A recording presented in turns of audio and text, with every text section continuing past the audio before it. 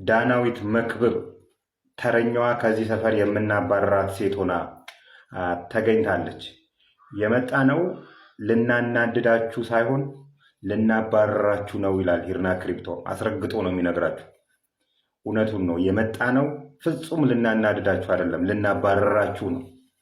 ተረኛዋ ተባራሪ አርቲስት ዳናዊት መክብብ፣ አርቲስት የሚለው እንኳን አንደርኮታንኮት ይቀመጥልኝ፣ ዳናዊት መክብብ ሆናለች። እንግዲህ ዳናዊት መክብብ በኤም አልትራ ኮንሰልተንሲ ስር፣ ይሄ ኤም አልትራ የሚባለው ኮንሰልተንሲ የቤተልሔም ታደሰ ኢማም ነው። ቤተልሔም ታደሰ ከዚህ በፊት በኤዱኬሽናል ጉዳዮች፣ በትምህርት ጉዳዮች ወደ ውጭ እልካችኋለሁ ብላ ወጣቶቹን ጠብ አርጋ የጠፋች ሴት ነች። ዳናዊት መክብብም ትልካለች ብላ ስታሳምነን የነበረች ሴት ነች። በእነዚህና ተዛማች ጉዳዮች ተከሰው ፍርድ ቤት ሊቀርቡ አልቻሉ። ከህግ ሸሽተው ከፍትህ ሸሽተው የት እንደሚገቡ እስቲ እናያለን። ወደዚህ ሰፈር አይመለሷት መቼስ ፍርድ ቤት አልቀርብም እያሉ። እንግዲህ የተከሰሱት ሰዎች አንደኛው ኤም አልትራ ነው። ሁለተኛው ቤተልሔም ታደሰ ኢማም ባለቤቷ ነች። ሶስተኛው ገሊላ በለጠ ነች። አራተኛ አቤል ተስፋዬ ነው። አምስተኛ ዳናዊት መክብብ ናት።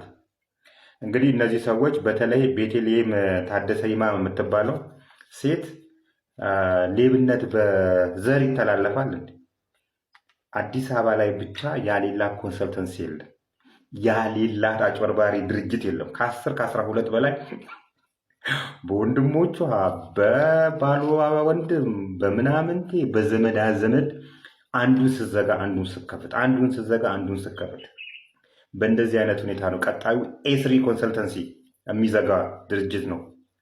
እንግዲህ እነዚህ ሰዎች ተከሰው በተደጋጋሚ ጊዜ ፍርድ ቤት ሊቀርቡ አልቻሉም። የመጨረሻ ጥሪ ፍርድ ቤት አቅርቦባቸዋል። የአዲስ አበባ ከተማ መስተዳድር የቦሌ ምድብ ችሎት 4ኛ የፍትሐ ብሔር ችሎት በቀን 18 ህዳር 18 ማለት ነው 2018 ላይ 4 ሰዓት ላይ እንድትገኙ፣ ካልተገኛችሁ በሌላችሁበት የመጨረሻውን ብይን እሰጣለሁ ብሏል። ስሙ፣ ከዚህ በፊት ዳለቻን ከዚህ ሰፈር አባረናል። ቀጥለን ሙሴ ሰለሞንን አባረናል። አሁን ዳናዊት መክብብን እናባረራለን። ይቀጥላል። አረጋገጡን የማያስተካክል በሌቦች መንደር፣ በብሔርተኞች መንደር የሚሰለፍ ማንኛውም አካል ተራው እየተጠበቀ እንደዚህ ይባረራል። የኢትዮጵያ ሕዝብ አለ። የኢትዮጵያ ሕዝብ ያለ ሾርት ሚሞሪ አይደለም፣ ቂመኛ ነው። በጣም ቂመኛ፣ ሲበዛ ቂመኛ ነው። ሾርት ሚሞሪ ይመስላችኋል? ሲተውህም እንዲህ ነው የሚተው። ለአንድ ሰሞን ሄ ይለልሃል። ዳለቻ ሲታሰር ተጨፍሮ ነበር፣ ግን የአንድ ሰሞን እስክስታን የተመታው ቀረ፣ ተረሳህ ማለት ነው። ሙሴ ሰለሞንም ሲታሰር የአንድ ሰሞን እስክስታ ተመታ፣ ቀረ በዛው። ሁልሽም አካሄድሽን የማታስተካክል ከሆነ፣ ከሌቦች ጋር የምትሰለፍ ከሆነ፣ የተለያዩ ሀገራችን ላይ የተለያዩ ደባዎች የምትፈጽም ከሆነ ከነዚህ ሰዎች ተርታ መመደብህ አይቀርም። አካሄዳችሁን አስተካክሉ ማለት ነው። አንድ ጥለናል። ሰሞኑን በጣም እየጣልን ያለ ነው።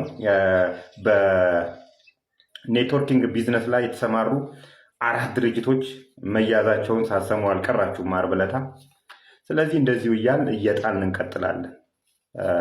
ቃሉን ከሂርና ክሪፕቶ ተውሰን የመጣ ነው ልናናድዳችሁ ሳይሆን ልናባረራችሁ ነው።